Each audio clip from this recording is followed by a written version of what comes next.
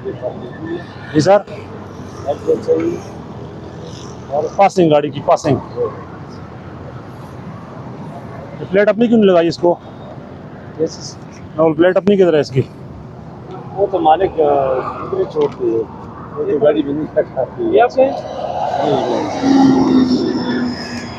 इसके पास सिलेंडर की पासिंग भी है, इसके अलावा गाड़ी की पासिंग भी है, लाइसेंस इनका ठीक है, लेकिन नंबर प्लेट गलत है। RIS 554 नंबर है इसका। मॉडल कौन सा है गाड़ी का?